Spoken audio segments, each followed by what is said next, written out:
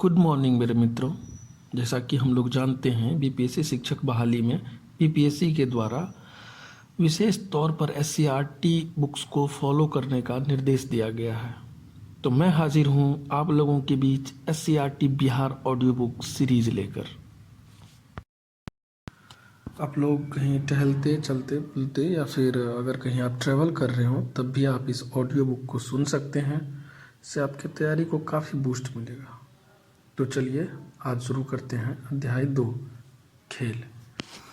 खेल की घंटी में कक्षा 5 के सभी बच्चे अपनी शिक्षिका के साथ खेल के मैदान में एकत्रित हुए। सभी बच्चे शिक्षिका से पूछने लगे, मैडम आज हम लोग कौन सा खेल खेलेंगे? कोई ऐसा खेल बताइए जिनमें हम सभी एक साथ खेल सकें। शिक्षिका सोच ही रही थी, तभी रेशमा आकर बोली, मैडम खो खो खेलेंगे। मयंक, हम 21 बच्चे हैं, एक साथ कैसे खेल सकते? सलमा, गर्मियों की छुट्टी में जब मैं मामा जी के यहाँ गई थी तो वहाँ पर बहुत सारे बच्चे मिलकर खो खो खेल रहे थे। मैरी, ठीक है हम लोग खो खो खेलेंगे, पर टीम कैसे बनाएंगे? सलमा, एक तरफ लड़कियाँ और एक तरफ लड़के। मैरी, लड़के तो कम हैं, कुछ और तरीका सोचना होगा। कंचन, मेरे पास एक आइडिया है। पहले सब लोग लाइन लगाकर खड़े हो जाएं, फिर 1 और 2 नंबर बोलेंगे, उसके बाद 1 नंबर वाले एक तरफ और 2 नंबर वाले एक तरफ हो जाएंगे। सचिन, पर हम तो 21 हैं, एक तरफ 11 और दूसरी तरफ 10 बच्चे होंगे। कंचन, हम में से कोई एक यह देखेगा कि हम खेलते समय नियम का पालन कर रहे हैं या नहीं। यह सुनते ही राहुल बोला, यह काम तो मैं करूँगा। इस तरह टीम बनाई गई। अब प्रश्न उठा कि कौन सी टीम बैठेगी और कौन सी टीम खड़ी होगी। मयंक ने टॉस करके इस समस्या का भी समाधान कर दिया। खेल शुरू हुआ। टीम ए बैठी हुई थी, एक दूसरे के विपरीत दिशा में मुंह किए और रानी खो बोलने के लिए खड़ी हुई।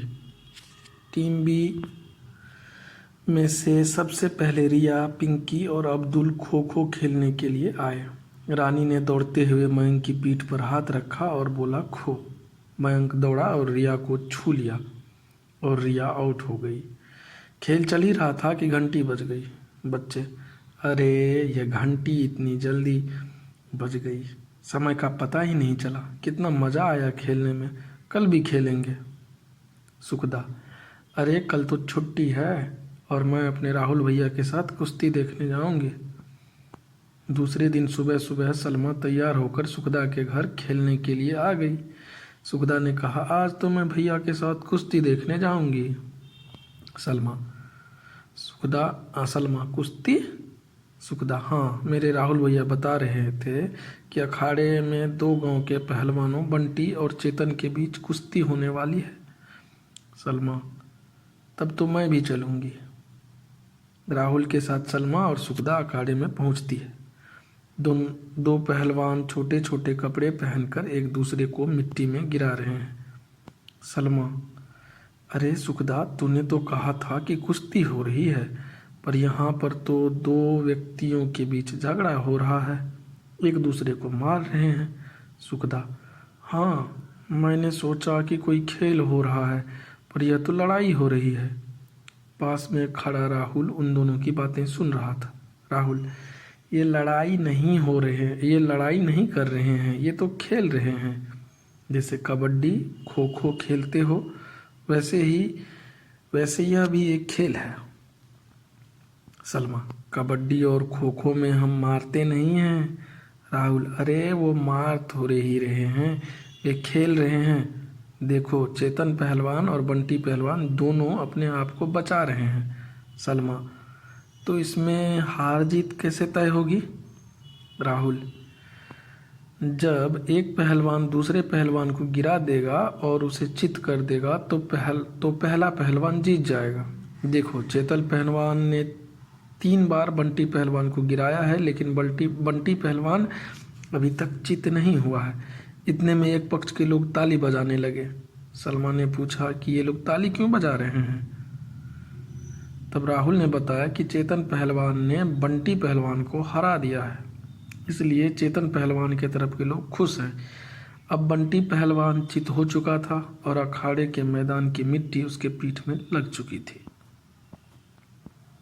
कुश्ती का खेल खत्म होने के बाद चेतन पहलवान के समर्थक खुशियां मना रहे थे। बंटी पहलवान भी चेतन पहलवान को बधाइयां देने आए। चेतन ने उन्हें गले लगाया और बंटी को समझाते हुए बोला कि अभ्यास करने की आवश्यकता है, थोड़ा और अभ्यास किया होता तो तुम जीत गए होते। सलमा चुपचाप खड़े होकर देख रही थी। उसको लग रहा था कि कब चेतन पहलवान के पास से भीड़ हटे और वह वहां पहुंचे। जैसे ही भीड़ खत्म हुई, सलमा चेतन पहलवान के पास गई और पूछा, ये कैसा खेल है जिसमें एक दूसरे को मारकर मिट्टी में गिरा दिया जाता है? क्या आप लोगों को चोट नहीं लगती? इसमें क्या मजा आता है? चेतन पहलवान, यह भी एक खेल है, इसको खेलने में बहुत मजा आता है और इसमें बहुत अभ्यास की ज़रूरत होती है। यह एक तरह का व्यायाम है अपने शरीर को हिष्ट पुष्ट रखने का। इस तरह के अनेक खेल हैं जो हमारे देश में और विदेशों में भी खेले जाते हैं। व्यायाम के साथ साथ लोग अपनी सुरक्षा के लिए भी इन्हें सीखते हैं। तुमने जूडो कराटे का नाम सुना होगा? सलमा, हाँ, मैंने टीवी पर लड़कों को खेलते हुए देखा है। चेतन पहलवान, लड़के लड़कियां दोनों ही खेलते हैं। इस तरह के खेलों को मार्शल आर्ट कहा जाता है। सलमा, मार्शल आर्ट क्या होता है? चेतन पहलवान, आओ मैं बताता हूँ। मार्शल आर्ट एक युद्ध कला है। मार्शल आर्ट एक युद्ध कला है। इसमें अपनी सुरक्षा की जाती है। प्रत्येक राज्य या देश में परंपरागत ढंग से इस तरह की कला पीढ़ी दर पीढ़ी आती रही है। चाहे भारत में गुरु शिष्य परंपरा से कुश्ती हो या जापान का सुमो, सिख समुदाय का गतका तथा आज के समय में जूडो कराटे, ये सभी मार्शल आर्ट है। गतका एक मार्शल आर्ट है। यह सिख धर्म गुरु से जुड़ा है क्योंकि गुरु गोविंद सिंह ने सिख समुदाय को सैन्य रूप दिया था। उसी दौरान गतका खेला जाता था। गतका सिखों के सैन्य रूप का हिस्सा है। यह आत्मरक्षा के लिए भी सीखा जाता है। सिख समुदाय के लोग वैसाखी तथा गुरु गोविंद सिंह जयंती के मौके पर खेलते हैं। इस खेल को हिंदू और मुस्लिम समुदाय के लोग भी खेलते हैं। तो इस तरह ख़त्म होता है दूसरा अध्याय।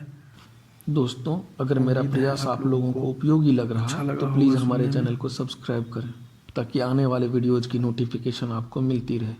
और हाँ, जाते जाते वीडियो को लाइक भी करते जाइए। तो फिर मिलते हैं इस सीरीज़ के अगले भाग में। तब तक खुश रहिए, मस्त रहिए। जय हिंद।